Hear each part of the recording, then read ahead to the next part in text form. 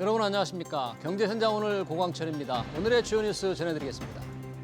메모리 반도체 세계 3위인 마이크론 테크놀로지가 고객사들의 D램 가격 인상을 통보했습니다. 10% 안팎 인상이 유력합니다. 삼성전자와 SK하이닉스도 곧 메모리 가격을 올릴 가능성이 큽니다. 2분기부터 메모리 업황이 살아날 것이라는 전망에 힘이 실리고 있습니다. 온라인 명품 플랫폼 반란이 상당수 입점사들의 24일부터 정산금을 주지 못하고 있습니다. 반란은 오늘 재정산 후 지급액과 지급일을 공유하겠다고 약속했지만 지키지 못했습니다. 대규모 미정산 사태를 번진 티몬 위메프의 전철을 밟을까 우려됩니다. 소액 투자자들의 반발을 사고 있는 한화 에어로스페이스의 3조 6천억 원 유상증자에 대해 금융감독원이 정정신고서 제출을 요구했습니다. 이복현 금융감독원장이 사전에 긍정적인 평가를 했지만 금감원은 필요한 정보 기재가 미흡하다며 일단 제동을 걸었습니다. 금감원은 지난해 8개 상장사의 유상증자에 정정신고서 제출을 요구했는데 이 중 5개 회사가 철회하거나 무기 연기했습니다. 경제 6단체장이 한덕수 대통령 권한대행에게 상법 개정안이 경영의 불확실성을 가중시킨다며 거부권 행사를 건의했습니다. 이사의 충실 의무를 주주로 확대하는 상법 개정안에 대해 금융위원회가 금융감독원이 딴소리를 내고 있어 혼선을 빚고 있는데요. 민주당 주도로 통과된 상법 개정안이 왜 이렇게 논란을 불러일으키는지 이어지는 집중진단에서 자세히 살펴보겠습니다. 경제현장 오늘은 SBS BGF과 유튜브에서도 실시간 시청 가능합니다. SBS BGF를 다운받아 시청하면 더 많은 정보와 뉴스를 볼 수 있습니다.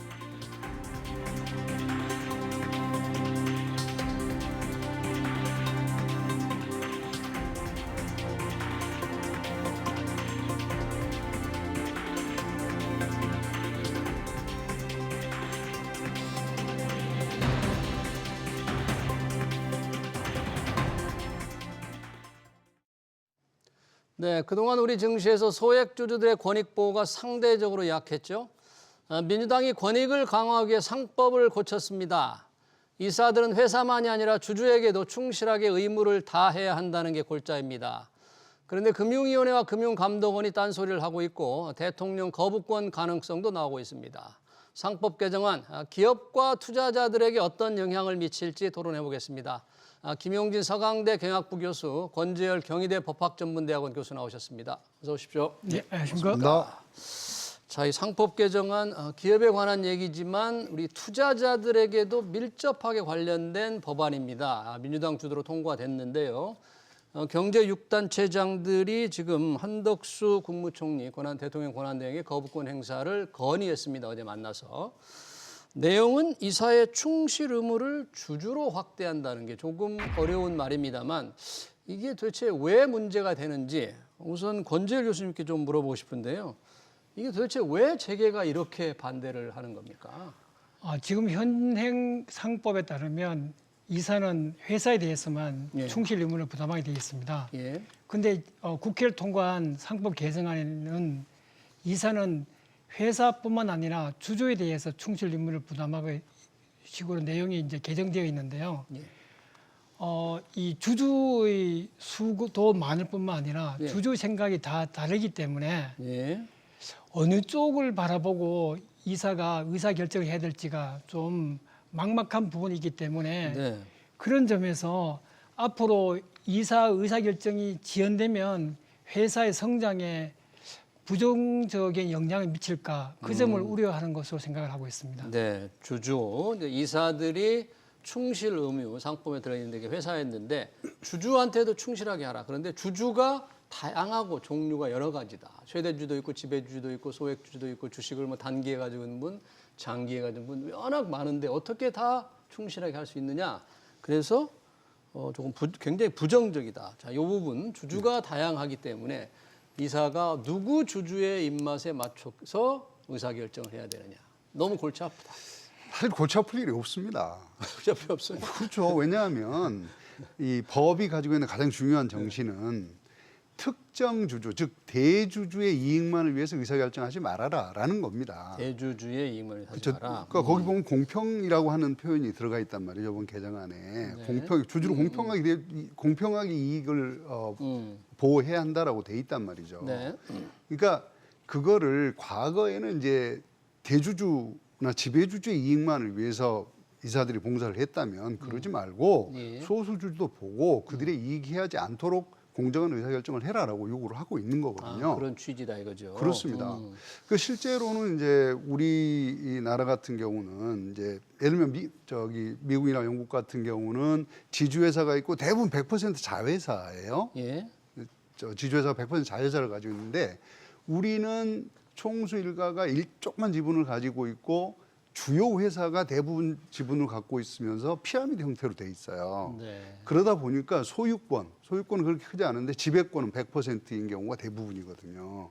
그렇기 때문에 이게 대부분 지배주주의 이익을 위해서 거의 모든 의사결정이 이루어져 왔다. 근데 그런 관행들을 좀 버려라 이렇게 했는데 지금 이제 경제 6단체나 이런 데는 대부분 이제 재벌 중심이나 기업 집단 중심으로 운영이 되고 있어서 네. 과거에 한국 사회가 이렇게 형성이 되어 왔는데 그 형성된 그 관습 또는 프랙티스를 어떻게 한순간에 무너뜨리라고 하느냐. 네. 그건 말이 안 된다라고 요구를 하고 있는 거라고 봐야죠. 예. 지금 이제 그동안의 이사들이 지배주주의 이익에 주로 봉사해서 의사결정을 했다. 그런데 여러 주주들의 의견을 좀 전체적으로 신경을 써가면서 하는 게 그게 뭐 어렵겠느냐. 그런 겁니다, 지금. 김용진 교수님 주장. 그리고 저희 경제 6단체의 경우는 기업 집단, 대규모 기업 집단들을 이제 대표하는 분들이기 때문에 조금 반대가 약간 편향돼 있지 않겠나 이런 이제 의견을 좀 주신 셈인데 주주가 이렇게 많다고 하면 그 주주를 일일이 챙겨야 되는 게 정말 경영 의사결정에 큰 장애물이 될까요? 일일이 다 어느 주주를 봐야 되느냐 어떤 그런 일들이 많이 있을까요? 제가 생각했을 때는 네. 여러 가지 경우에 주주의 이익이 다르기 때문에 이익이 다르다. 예, 주주가 생각하는 바가 다르고 예. 지향하는 바가 다르기 때문에 예. 이사로서는 아무래도 고심을 많이 하게 될 거라고 생각을 합니다. 뭐 예를 들어서 예. 어떤 좋은 투자 기회가 있을 때, 투자 기회가 있을 때. 이 투자를 했을 때 상당한 기간이 지나야지만 수익을 거둘 수 있는 여지가 있다. 그렇죠. 그러면 장기적인 투자를 원하는 주주가 있을 수도 있고 네. 이에 반해서 난 그 상관없다. 나는 그냥 당장 내 주가가 오르거나 아니면 배당을 많이 받는 것이 좋다. 네. 이렇게 한 주주가 있다라고 했을 때 그렇게 과연 주자 의견이 다를 수는 있죠. 예, 네. 과연 만약에 있던 이 두 쪽의 주주의 수가 팽팽하다라고 하게 되면 이사로서는 굉장히 의사결정에 난관에 봉착할 것이라고 생각을 하게 됩니다. 바로 그 부분. 대형 프로젝트를 예를 들어서 거대 몇 조짜리 투자를 할 계획이다 이 사회가. 근데 말씀하신 대로 장기 이익, 장기적으로는 이게 회사에 좋을 것 같아요. 단기적으로는 굉장히 주가 하락을 가져올 수도 있는. 그러나 장기적으로 어떤 결과를 낼지는 모르니까 예, 맞습니다. 그걸 지지하는 주주들이 있고 그러나 당장의 주가 하락을 걱정하고 이런 주주들이 비슷비슷하다. 그럼 이사는 어떻게 결정을 내려야 될까? 상당히 이게요. 곤혹스럽다. 이게 지금 본말이 전도된 논의입니다. 그게. 왜요? 왜냐하면요. 이번에 이제 제가 나중에 또 말씀드리겠지만 우리나라 회사들의 의사결정이 어떻게 이루어지냐면 네. 이사회가 의사결정하는 게 아니고 지배주주가 우리 이번에 유상증자 합니다 했어요. 네, 3조 6천억 유상증자 합니다. 하나여로 예를 들자면 네, 예를 들어서 3조 6천억 유상자를 해요. 역사상 없는 규모입니다. 예. 그런데요, 이게 주주들한테 단 한 번이라도 커뮤니케이션이 됐습니까? 주주들과 그렇죠. 미국에서 예컨대 주주를 어떻게 보호하느냐, 어떤 커뮤니케이션 하느냐, 미국 네. 유상증자가 매우 어렵단 말이죠. 사실 사업 투자를 할 때 마지막 순으로 유상증자를 선택을 해요. 왜냐하면 주가에 영향을 주니까. 그렇죠. 그래서 그 사전에 굉장히 치밀하게 계획을 해서 주주들하고 커뮤니케이션 합니다. 우리가 이런 방향으로 갑니다. 그게 이사회 장기 전략을 만들고 네. 그 전략을 주주들하고 커뮤니케이션 하고 네. 그래서 주주들의 동의를 얻어서 가는 것이지 느닷없이 내가 의사결정해놓고 안 따라오니까 반대하는 주주들은 어떡하게 이런 논의를 하고 있는 게 정말 웃기는 얘기가 되는 겁니다. 사실. 잠깐 그 부분까지 들어보고 네. 지금 미국의 사례, 외국의 사례를 들어서 이런 대규모 유상증자 이제 우리 경우 하나 에어로스페이스가 3조 6천억 증자라는 논란이 있습니다만 주주들과 긴밀한 이제 소통 이후에 결정을 한다. 그렇습니까?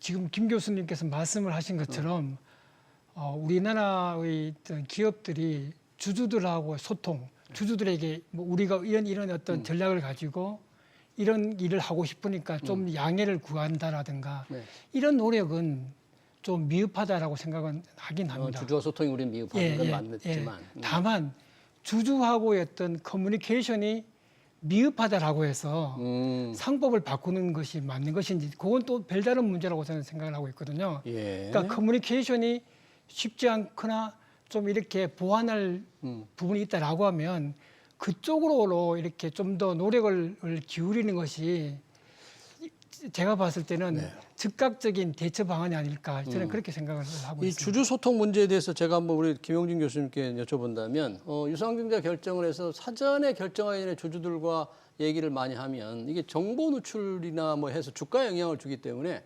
일단 결정을 한 다음에 이사회에서 신속하게 결정한 다음에 주주들을 설득하는 작업이 있는 거 아니에요?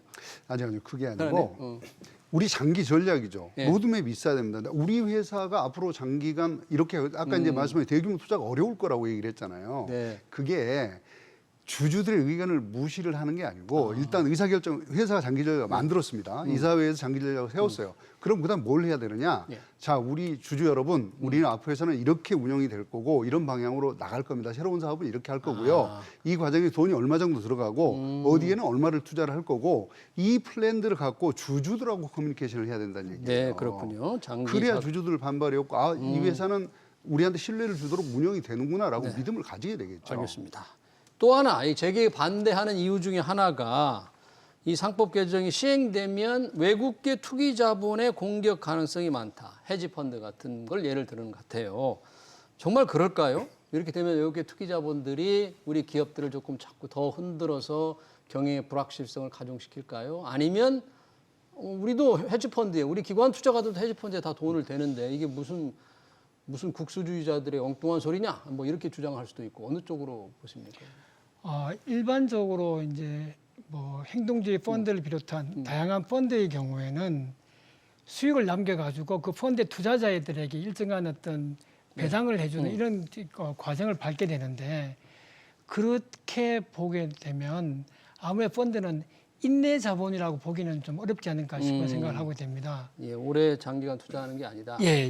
뭐 일정한 기간 동안에만 투자해서 수익을 남겨가지고 배당을 해야 되는 이런 어떤 구조를 취하고 있게 되는데 아무래도 이 상법 개정안이 통과가 되고 이거 이제 만약에 이제 시행이 된다라고 했을 때는 뭐 한 주, 두 주를 가지고 있는 주주들 입장에서는 그냥 주가가 떨어지면 그냥 팔고 나가면 되는데 이 행동주의 펀드를 비롯한 좀 이 상당한 양의 주식을 들고 있는 주주 입장에서는 생각을 달리할 수밖에 없을 거라고 저는 여겨지고요. 또 한 가지는 일반 개인 투자자들보다는 전문성이 훨씬 더 강하죠. 그렇죠. 법무팀도 두고 있고 변호사 두고 있고 그렇게 보면 아무래도 이 외국계의 자본 쪽에서의 어떤 간섭은 예전보다는 많아지지 않을까라고 생각을 하는데요. 제가 드렸던 말씀은 이 상법 개정안이 통과되고 난 다음에 여러 이제 로펌에서 이 법안에 대한 어떤 보고서를 이렇게 로펌이 발표를 했어요? 작성해서 공개를 했습니다. 여러 로펌에서도 소송이 늘어날 거라고 하는 데에서는 거의 뭐 소송이 늘어날 거다. 차이가 없었습니다.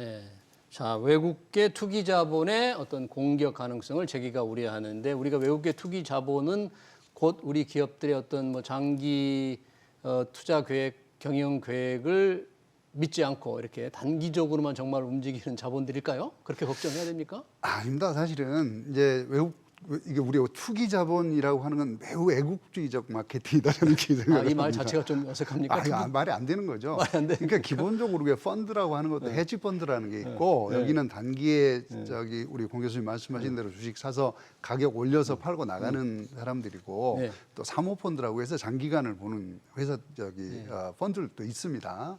근데 이제 핵심은 뭐냐면 그럼 이 둘이 어떤 경우에 그 회사의 주식을 사고 M&A를 하려고 할까라는 거잖아요. 자, 이런 거죠.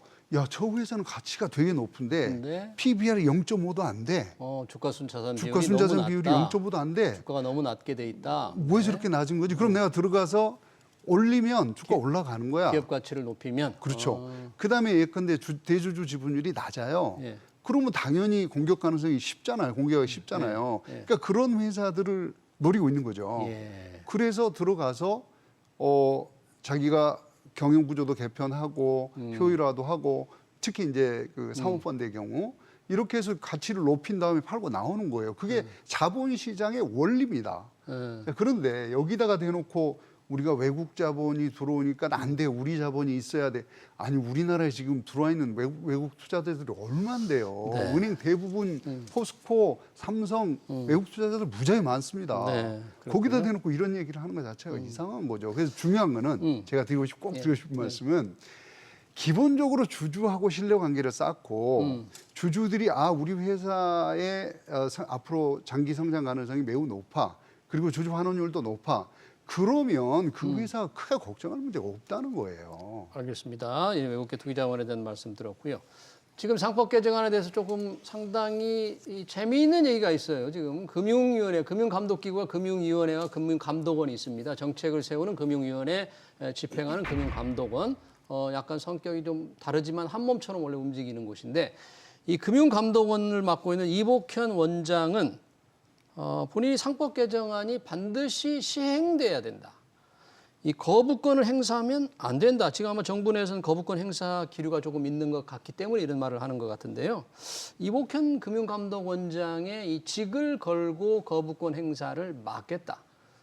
이 이복현 원장의 주장의 근거는 뭔지 또 이런 입장에 대해서는 어떻게 보십니까? 이복현 원장님께서는 상법 개정안이나 자본시장법 개정안이 완벽하진 않지만 예. 둘 다 문제는 있다. 예. 하지만 이미 상법 개정안이 통과가 되었으니까 한번 시행해 보자. 만약 여기에 대해 가지고 정부가 거부권을 행사할 경우에는 대외적으로 정부 입장이 분명하게 드러나기 때문에 그것은 이 어떤 한국의 대외 신인도를 떨어뜨리는 요인이 되기 때문에 그런 점에서 이 상법 개정안이 통과되었으니까 예. 그대로 가자 이런 뜻으로 이해가 되고 있습니다. 예. 그런데 이게 직을 걸고 반대한다. 그 부분 좀 이제 직을 걸고 반대한다라고 하는 부분에 대해서는 좀 약간 일반 시민의 입장에서 봤을 때 과격한 표현이 아닌가 이렇게. 김영진 교수님, 이 상법 개정의 내용을 좀 떠나서 금융위원회는 이제 자본시장법 개정안으로 상장사들의 어떤 소액주주 권익 보호를 좀 가자는 입장인 반면 이 금융감독은 이렇게 반대하는 거 두 기관이 서로 엇박자를 내는 것 자체에 대해서는 어떻게 보십니까? 뭐 활발한 의견 교환이라고 봐야 됩니까? 아니면 어떻게? 대한민국은 자유민주 국가입니다. 누구든 얘기는 할 수 있습니다. 하지만 네. 정부 기구들이잖아요. 그렇죠. 금융위원회는 정부 부처고 네. 금융감독원은 정부로부터 위탁을 받아서 금융감독을 하는 기관입니다. 네. 그 기관의 장이 네. 자기가 무슨 권한이 있다고 직을 걸고 상법을 막아요. 할 네. 수도 없고요. 네. 주무부처가 일단 법무부입니다. 법무부니까. 거기다 내놓고 어떻게 여기서 힘을 발휘하겠어요. 근데 한 가지는 이거는 있습니다. 네. 저도 사실은 제가 있다면 직을 걸고 싶은 생각이긴 한데. 그래요? 근데 이거 왜냐하면 이미 상법 개정안에 대한 논의는 작년 1월에 윤 대통령이 이제 증권거래소를 가서 네. 개장일 날에 우리 상법 개정하겠습니다. 그러고 나서 3월부터 본격적으로 이제 법무부하고 기획재정부, 금융위가 이제 움직였거든요. 네. 상법을 개정하는 걸로. 왜냐하면 거기다 이제 밸류 프로그램을 하겠다 그래서 우리나라 주가가 너무 낮으니 좀 밸류업을 해서 소수 주주도 좀 이익을 받도록 하자라는 논의가 있었고 이 프로그램을 주도적으로 해온 사람이 이복현 원장입니다. 그래서 이복현 원장이 사실은 상법 개정에 대한 애정을 갖고 있는 네. 것인데 그렇군요. 정부 입장이 자본시장법 개정으로 바뀐 다음에 얘기를 안 했어요. 예. 그러다 지금 느닷없이 또 뭐 상법 개정 이제 통과가 되고 나니까 상법 개정을 직을 걸고로서 막겠다고 하는데 그건 사실 공직에 있는 사람으로서 할 소리는 아니라고 봐야죠. 알겠습니다. 그런데 여튼 그렇게 좀 얘기를 했고요. 이복현 원장의 주장이 뭐냐면 정부가 상법 개정안에 거부권을 행사하고 자본시장법 개정으로 주주 권익을 강화하게 되면 거부권 행사되면 해외 투자자들이 한국 주식에 미련을 버릴 것이다. 한국 주식을 버리고 떠날 거다. 이렇게 생각을 하고 얘기를 했거든요. 그럴까요?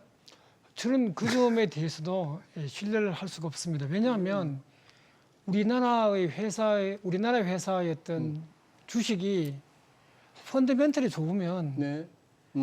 굳이 외국의 투자자들에 대해서 IR 활동을 하지 않는다라고 하더라도 충분히 매력적으로 저는 다가올 거라 생각을 합니다. 예. 근데 너무 이분의 말씀은 너무 좀 앞서 나가거나 아니면 과격한 표현이 아닐까 이렇게 생각이 들고 네. 따라서 국민의 한 사람으로서 굉장히 좀 당혹스럽다는 느낌을 지울 수가 없습니다.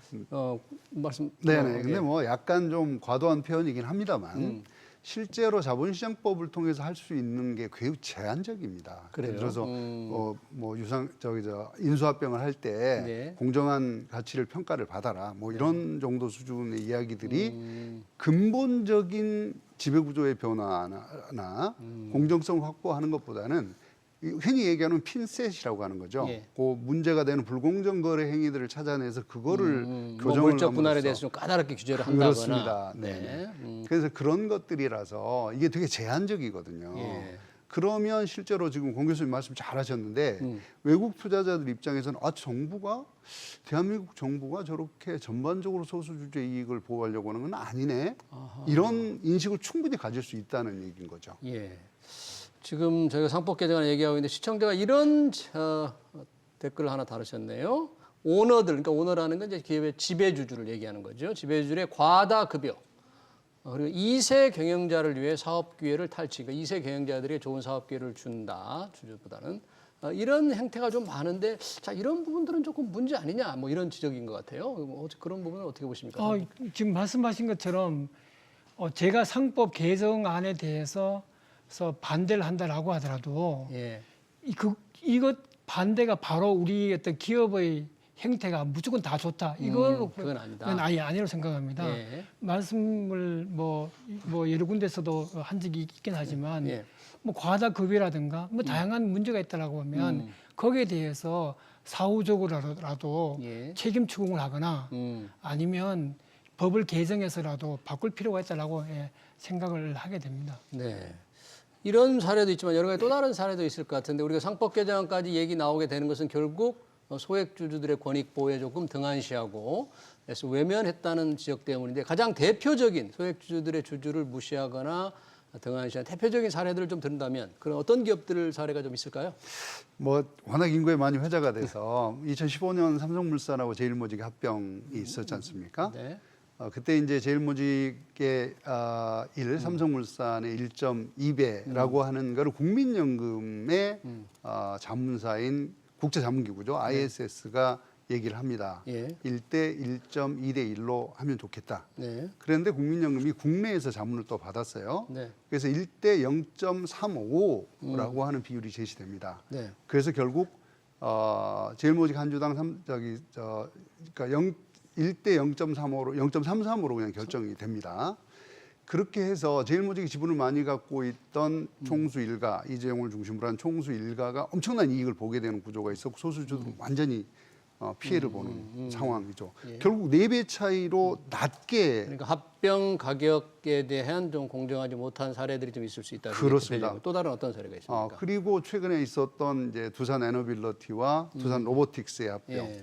그거 역시 마찬가지였고요. 그 엄청난 이익을 내고 있는 두산 밥켓을 공짜로 떼서 로보틱스에 주겠다라고 하는 의도를 갖고 사례. 있었던 것이었고요. 그리고 SK E&S와 SK 이노베이션의 합병, 이건 뭐 합병이 성사가 됐습니다만, 네. 그래서 사실은 이노베이션 주주들에게 보상을 해주는 조건으로 사실 그 합병이 성사된 것이고요. 최근에 나왔던 한화 에어로스페이스의 3.6조 원에 달하는 어마어마한 유상증자, 그리고 삼성 SDI 유상증자, 이것 때문에 주가가 13%씩 빠졌고 네. 그룹 주가 왕창 빠졌거든요. 이게 다 소수주주들한테 피해를 주는 의사결정들이라고 봐야 되는 겁니다. 그러네요. 이제 그렇게 주장하시는 분이 있는 반면에 지금 상위 회장을 맡고 있는 최태원 SK그룹 회장이 상법 개정안에 반대하면서 이런 얘기를 했더라고요. 지금이 초불확실성의 시대다. 그런데 이게 불확실성을 높일 걸 지금 꼭 해야 되겠느냐. 근데 그런 부분은 어떻게 하고 저는 그 최태원 회장님의 말씀이 네. 충분히 납득이 갑니다. 지금 여러 가지 어떤 국내외적으로 경제가 어려운 상황에 놓여 있는데 네. 이런 시기에 굳이 말씀을 했었던 것처럼 네. 굳이 상법 개정을 통해 가지고 여러 가지 어떤 불확실성을 더 높일 필요가 있느냐, 뭐 그 점은 제가 충분히 이해가 되고요. 그 이제 며칠 전에 그 금감원에서 이제 어떤 발표한 자료를 보니까 예. 이 상법 개정안의 내용이 모호하다는 데 대해서는 인정을 하는 모호하다? 것, 예, 네. 인정하는 것 같습니다. 네.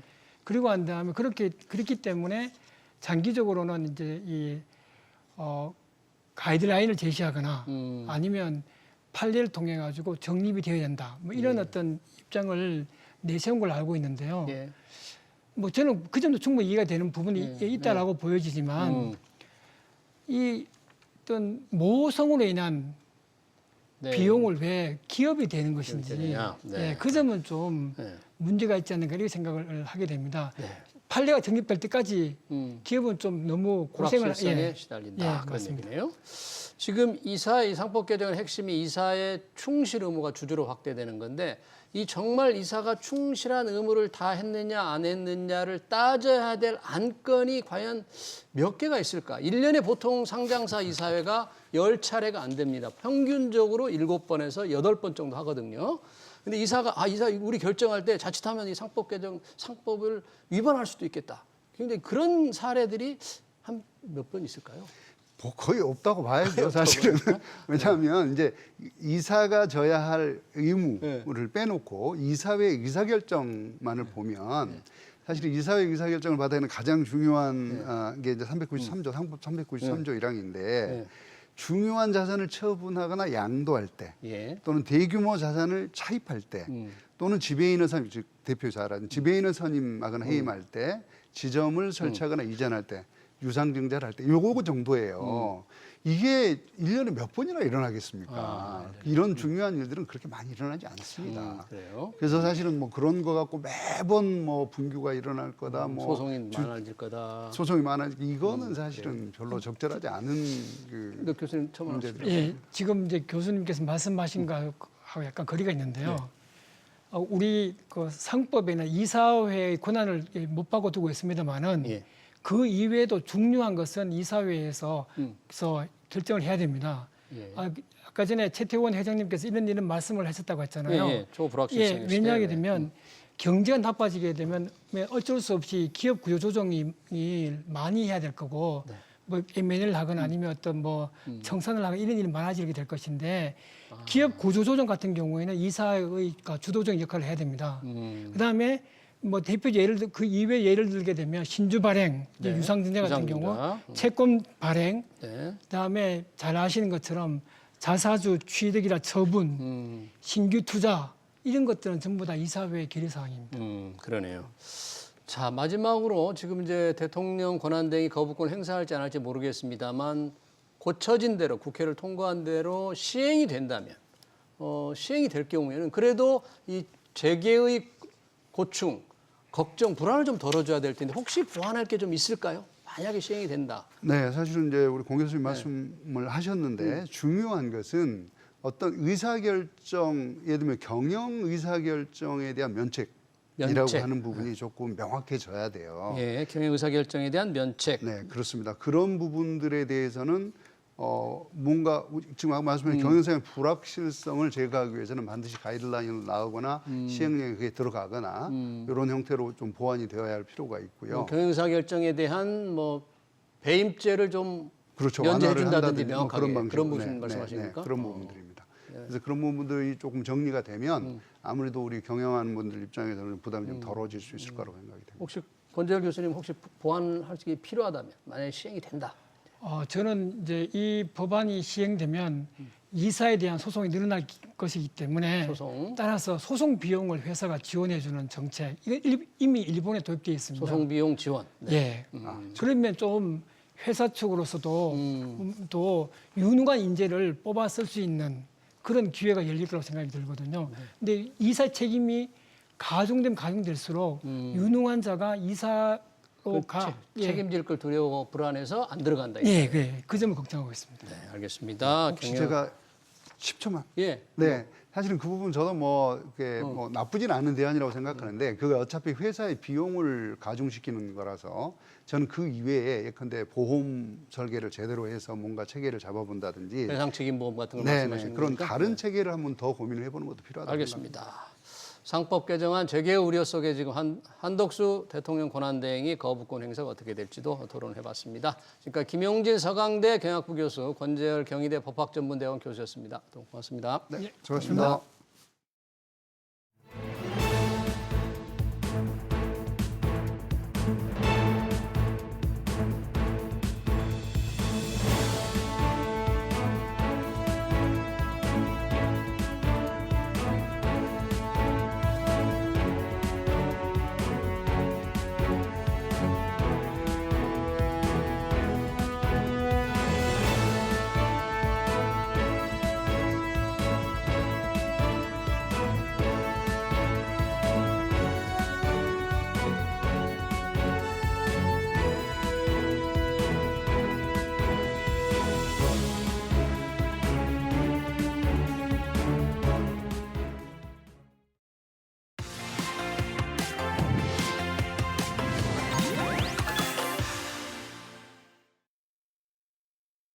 네, 트럼프 미 대통령이 미국으로 수입되는 모든 자동차에 25% 관세를 부과하겠다고 밝히면서 전 세계 자동차 업계에 초비상에 걸렸습니다.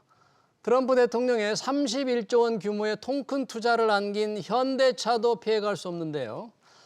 일각에선 이번 자동차 관세의 최대 수혜자는 테슬라라는 이야기도 나오죠.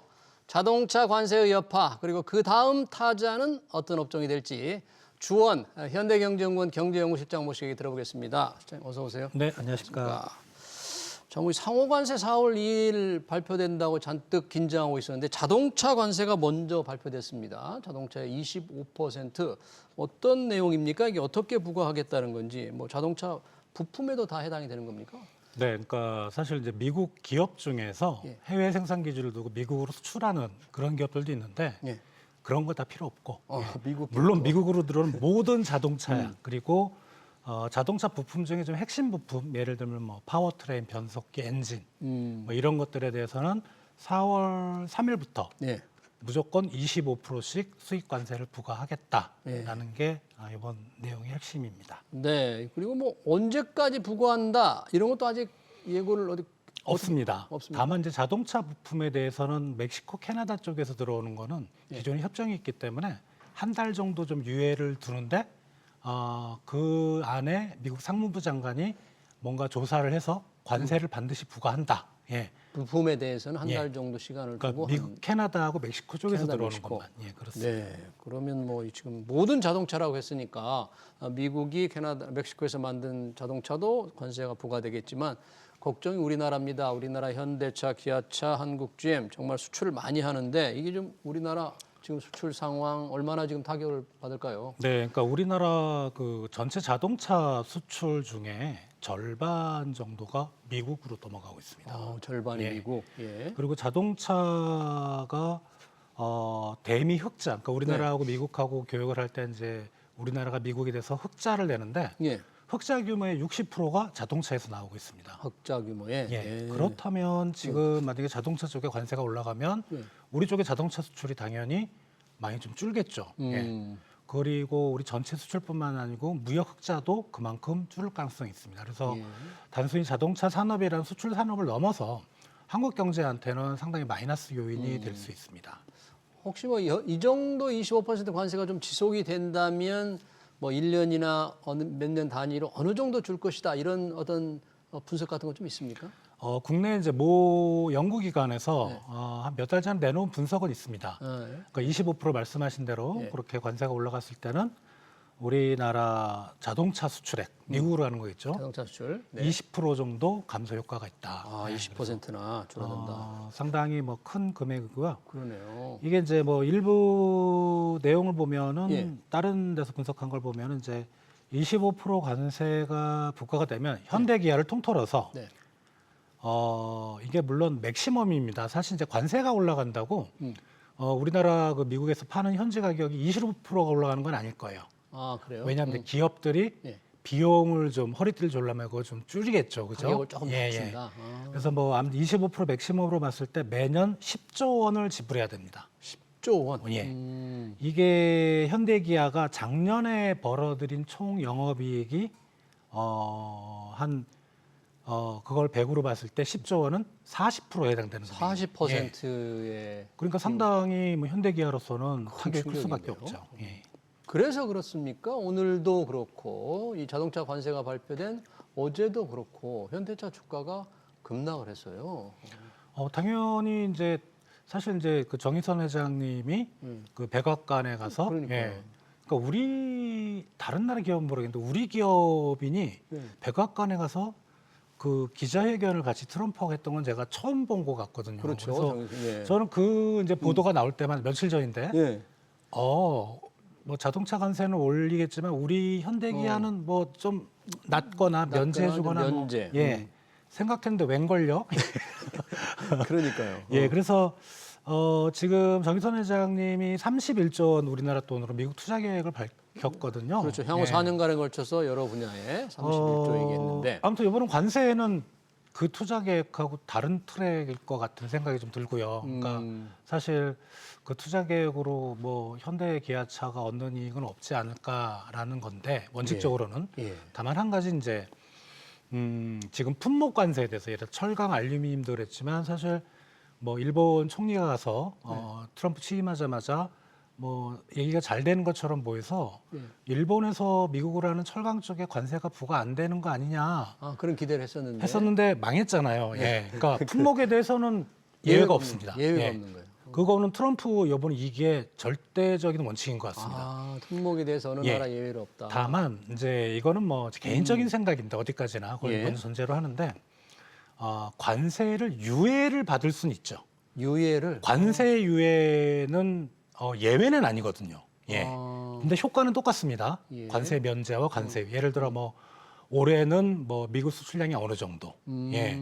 그러니까 현대기아가 이제 향후 그 수십조 원의 투자 계획을 밝히면서 그쪽의 생산 비중을 높이겠다고 했잖아요. 그렇죠. 예. 네. 그게 좀 시간이 필요하다는 어필을 하면서 그렇게 아마 접근을 해볼 수는 있을 것 같습니다. 근데 아, 관세 유예를 해줄지는 모르겠으나, 예. 근데 한 번쯤은 시도는 해볼 필요는 있겠다. 그런 생각은 좀 듭니다. 아, 관세 유예를 얻어내는데 이게 현대차 혼자만의 노력으로 될 일은 아닌 것 같고 정부가 뭐 전 정부적으로 뛰어도 좀 시원치 않은데 아까 말씀하신 대로 31조 원의 대규모 투자 계획을 백악관에서 정의선 회장이 발표할 때는 그리고 뭐 현대차는 관세 없다 이렇게 트럼프 대통령이 얘기했던 것 같은데 그게 아니었나 봐요. 이게. 예, 저도 그렇게 들었거든요. 네. 그래서 그 이제 트럼프 대통령이 얘기했던 그 워딩을 갖고 됐구나 이렇게 생각을 했는데 그 관세가 혹시 좀 상당히 좀 비관적인 시나리오인데 예. 다음 주에 발표될 상호 관세를 얘기하는 거 아닌가? 상호 관세를 그러니까 25%에 더 얻는 아, 그쪽이 아닌 그쪽으로 말할 수도 있고. 혹시 그러면 상호 관세가 발동이 되고 발표가 될 때 이 지금 자동차의 경우에는 25%에 또 25%. 뭐 이렇게 얹어질 수도 있어요? 얹어질 수도 있습니다. 있어요? 다만 이제 아닐 수도 있고요. 아닐 수도 있고. 그러니까 상호 관세라는 게 뭐 자동차, 철강 기존의 품목 관세 빼고 나머지 분야에 대해서만 할 수도 있는데 예. 그런 생각이 들고 그리고 두 번째는 이제 트럼프 대통령이 사실 그 즉흥적인 애드립을 상당히 잘합니다. 그러니까 어떻게 얘기하다가 네. 관세 얘기를 얼핏 꺼냈을 수도 있고요. 네. 이게 모든 기업들이 그걸 두려워한다는 걸 아니까. 근데 이제 기자회견 끝나고 이제 들어가서 또 참모진들하고 복귀를 할 거 아닙니까? 참모진들이 그거 허언하셨습니다. 그랬을 수도 있고요. 그러네요. 사실 우리가 내막은 알 수 없는데 네. 지금 결과만 놓고 보면 그 트럼프의 관세 얘기는 그냥 아무것도 아닌 겁니다. 예, 그러네요. 관세는 없다는 거는 뭐 아무 의미가 없었다. 관세는 매겨진다 이런 얘기인데 지금 아까 현대 기아차도 얘기했지만 지금 우리 한국 GM 부평에 있죠. 인천의 부평에 있는 네, 공장에서 생산되는 차, 소형차라 대부분 미국에 많이 수출이 되는 것으로 알고 있는데 네. 이 GM 같은 경우는 관세 25% 매기면 현대차보다는 더 큰 충격을 받지 않을까요? 이제 그쪽은 소형차 주력이기 때문에 사실 금액으로 보면 현대기아가 훨씬 더 크지만 금액으로는 대수로 보면 현대기아가 제 기억으로는 작년에 한 90만 대 가까이 수출을 했고요. 예, 수출. GM은 40만 대거든요. 예. 상당히 큽니다. 예. 어마어마한데. 그리고 이제 여기 국내에서 생산하는 게 창원 공장이 있고 인천 부평 공장이 있는데 네. 여기 생산량의 한 85%가 미국으로 가거든요. 다 미국에 수출된다. 그래서 이게 만약에 이제 관세가 부과될 경우 앞에 이제 처음에 제가 말씀드렸다시피 미국 기업이고 외국 기업은 상관없이 상관없다. 무조건 25%다. 예. 이거 예외가 안 될 것 같거든요. 이게 아니죠 지금. 네. 특히 이제 GM 같은 경우는 그 미국에서 판매하는 생산량의 절반은 미국 내에 공장이 있지만 예. 절반은 해외에서 들어오고 있고요. 멕시코, 캐나다 쪽에서 한 30%가 예. 들어가고 예. 15%가 우리나라에 들어갑니다. 그러니까 GM 주가도 큰 폭으로 떨어졌더라고요. 그렇죠. 그래서 뭐 지금 많이 우려하는 게 예. 2018년으로 제가 기억을 하는데 예. 그때 하도 이제 실적이 안 좋으니까 GM에서 공장 철수하겠다고 했거든요. 네. 그랬더니 이제 정부와 좀 협상을 통해서 우리가 이제 좀 보조금 같은 거 지원해주고 군산 공장은 대신 폐쇄하고 군산 공장이 아주 그냥 폐쇄하는 바람에 지방 경제가 엉망이 됐잖아요. 그래서 나가려고 했어요, 완전히 그때. 완전히 가려고 했는데. 그게 10년 정도 이제 유지하는 조건인데 예. 그게 거의 다 돼 가죠. 2027년 정도니까. 2027년. 그래서 그리고 이제 최근에 여기 GM 부사장이 아니고 GM 본사의 부사장이 예. 우리 이제 산업자원 통상자원부 통상차관부하고 비공개 회담을 했었습니다. 올해 이번 달 초에. 이 관세 이런 걸 좀 앞두고. 내용은 모르겠는데 그 비공개 회동을 먼저 얘기를 꺼낸 쪽은 GM 쪽이었습니다. 그래서 지금 시장에서는 지금 철수하는 게 아닌가 이런 의문이 좀 많이 들고 있고요. 예. 그래서 이쪽 이제 한국 쪽 지사의 경영진하고 노조에서 GM 본사를 최근에 이제 방문까지도 했었는데 분위기는 상당히 좀 안 좋습니다. 그러네요. 만약에 철수 얘기가 나온다면 그 지역 경제 정말 엉망이 되고 일자리 다 사라지고 트럼프 대통령의 관세가 우리 지역 경제를 좀 엉망으로 만들 그런 우려까지 나오는데 저희가 지금 자동차 회사를 얘기했지만 아까 부품에도 좀 관세가 똑같이 매기잖아요. 부품 회사들은 대형차에 비해서 대응도 좀 쉽지가 않아서 더 고충이 클 것 같아요. 일단 이제 가장 큰 우려는요. 예를 들어 이제 25% 관세라는 거는 우리가 이제 자동차 기업이 과연 통으로 25%를 부담할까? 협력업체들은 다 내릴 거거든요. 예. 협력업체들의. 그리고 이제 차라리 그거는 안 돼. 아예 수출이 너무 안 돼 버리면 예. 이 자동차 부품 업체들이 이제 도산이 막 이루어질 수 있는 거죠. 수출이 예. 확 줄면은 뭐 부품업체를 그렇죠. 납품도 안 되니까. 예. 다만 이제 그 자동차 부품에 대한 이제 수입 관세는 핵심 부품이라고만 했습니다. 핵심 부품. 그러니까 뭐 네. 엔진이라든가 변속기라든가 변속기. 이제 그래서 나머지 부품도 꽤 많거든요. 그래서 예. 모든 자동차 부품 회사들이 뭐 엄청나게 타격을 입는다기보다는 그리고 이제 아직은 25%가 매겨졌지만은 좀 지켜봐야 되거든요. 아직은. 예. 네. 그래서 한번 좀 너무 부정적으로 생각하지 말고 희망을 좀 가지고 네. 좀 천천히 좀 대응을 했으면 그런 하는 생각입니다. 네, 지금 이제 미국에 수입되는 자동차에 25% 관세하지만 나라를 좁혀 보면 우리나라, 일본, 그리고 독일을 비롯한 유럽 연합, 멕시코 요 정도잖아요. 네. 그럼 우리도 지금 이렇게 날리고 우리는 뭔가 대응, 보복하겠다 이런 건 아니잖아요. 어떻게 하면 피해를 최소화할 수 있을까 이런데 다른 나라는 좀 혹시 맞대응하거나 보복 관세 매긴다거나 그런 움직임 혹시 없습니까? 대응하는 쪽은 딱 한 군데밖에 없습니다. 보복하는 건 EU밖에 없고요. EU. 네. 거기는 이제 주로 독일 쪽이 수입 비중이 크더라고요. 미국으로 가는 게. 그런데 이제 다른 나라들 예를 들어 뭐 인도나 뭐 베트남도 있고요. 베트남 좀 가는 게 있고 캐나다는 약간 좀 각을 세우더라고요. 이제는 캐나다는? 다시는 미국과 옛날 같은 관계로 돌아가지 못한다. 네, 정말 우방이었는데. 예. 근데 내가 캐나다는 우리가 알고 있는 캐나다산 자동차 브랜드는 없잖아요. 그렇죠. 근데 미국 자동차 회사들이 딱 거기 들어가 있어요. 미국 회사들이. 그리고 멕시코는 거기서도 많이 만들어 들어가는데 멕시코는 이제 미국이 멕시코에 대해서 관심을 가지는 건 이제 불법 이민하고 마약인데 예. 적극적으로 하겠다. 좀 수그리고 있고 예. 오직 유럽만 지금. 보복 관세를 예고를 하고 있는데 예. 역시 개인적인 생각인데 체면이 있잖아요, 그죠? 네. 그냥 수그리기에는 그러니까. 처음엔 그러다가 네. 이제 자동차 산업이 상당히 유럽 쪽에서 큰 산업입니다. 예, 독일 그렇죠. 일은 상당히 중요하고요. 그래서 좀 어느 정도 타협 보고 좀 뭐 유야무야하지 않을까. 안돼 올해 한 상반기나 뭐 가을까지는 예. 칼날을 세우긴 세울 것 같습니다. 유럽도. 일단 맛보복할 것처럼 하지만 실제 오래 가기는 어렵지 않겠느냐. 지금 자동차 회사들 다 전전긍긍하는데 이게 테슬라 미국 전기차 회사는 지금 일론 머스크 CEO가 트럼프 대통령의 뭐 최측근인 셈인데 이번 관세 부과에 좀 자문이라도 했는지 뭐 테슬라가 수혜를 받을 것이다. 물론 테슬라가 미국에서 생산하기 때문에 그런 건가요? 왜 이렇게 좀 예상이 나오는 거죠? 우리가 아는 테슬라 공장은 뭐 중국에도 있고 많잖아요. 네. 근데 미국에 있는 공장에서 생산하는 거가 미국 내 수요를 다 커버합니다. 그러니까 미국에서 팔리는 테슬라 차는 다 미국에 예, 생산되는군요. 그러니까 이번에 수입차 관세 25%는 테슬라하고 전혀 상관이 없습니다. 관계없다. 다만 이제 테슬라 차도 일부 부품은 이제 바깥에 수입을 하는데 부품 관세는 매겨야 근데 되니까. 그거는 뭐 크진 않을 것 같고요. 어. 대신 우리 GM 같은 경우는 아까 말씀드렸지만 50%밖에 미국에 생산을 안 하고 예, 포드는 미국에서 80%, 80%. 예, 해외에서 20%. 이제 그러니까 상대적으로 타격을 받는 거. 그러니까 포드나 뭐 GM 쪽은 수입 관세 때문에 가격이 올라가는데 테슬라는 가격을 올릴 필요가 없죠. 그러네요. 예, 그러니까 다만 이제 테슬라는 전기차라 그죠? 그렇죠. 내연기관하고 전기차에 서로 대체 관계는 존재하는데 네. 반드시 그 수요가 다 테슬라로 간다는 또 보장은 없고 음, 또 전기차에 대한 이제 보조금도 줄였잖아요. 거의 없앴잖아요. 그죠? 예. 그래서 과연 뭐 테슬라가 그렇게 뭐 우리가 생각하는 그 정도의 어마어마한 수혜를 입을까? 혜택을 받을까? 는 좀 지켜봐야 될 부분인 것 같습니다. 그러네요.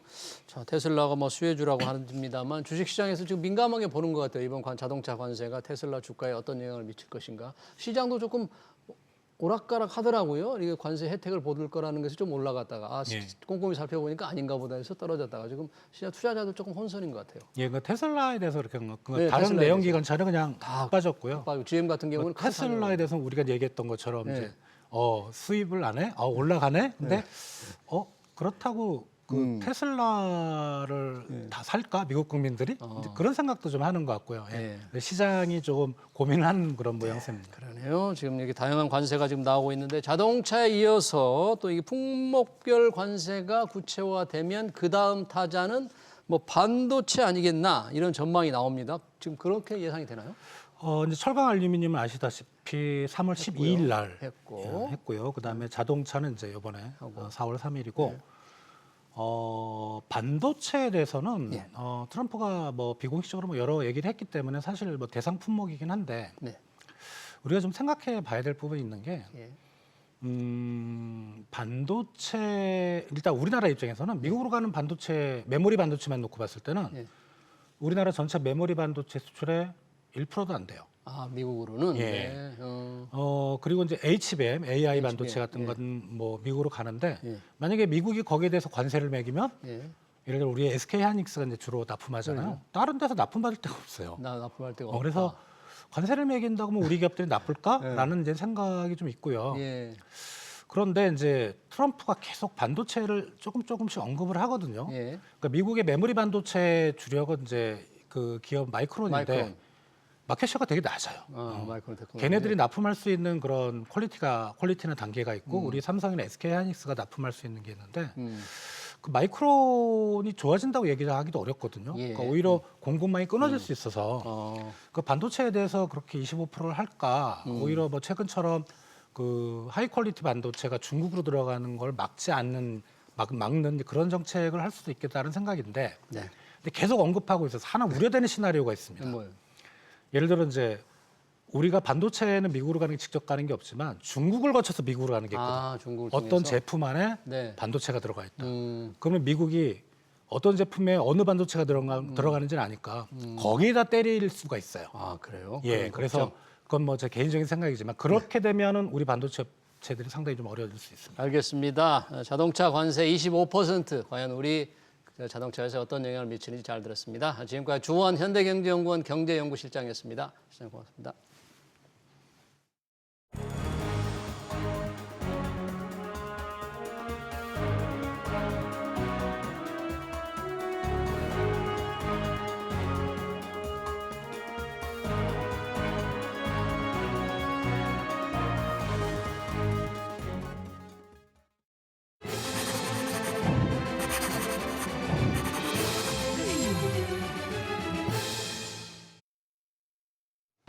네, 정부 부처 간에 서로 다른 목소리를 낼 수 있습니다. 하지만 정부의 공식적인 입장이 정해진 후에는 장관들이 개인 의견을 자제하는 게 맞죠. 국무회의에서 난상 토론이 없는 이유 왠지 아십니까? 실국장 협의, 차관급 회의 등을 통해 사전 조율이 이루어지기 때문입니다. 상법 개정안을 놓고 정부와 여당의 입장이 정해졌는데도 금융감독원에서 반대의 목소리가 나옵니다. 금융위원회와도 엇박자입니다. 금감원과 금융위가 한 몸으로 움직여도 시원치 않은데 보기가 좋지 않습니다. SBS BG 경제 현장을 여기서 마치겠습니다. 시청해주신 여러분 고맙습니다.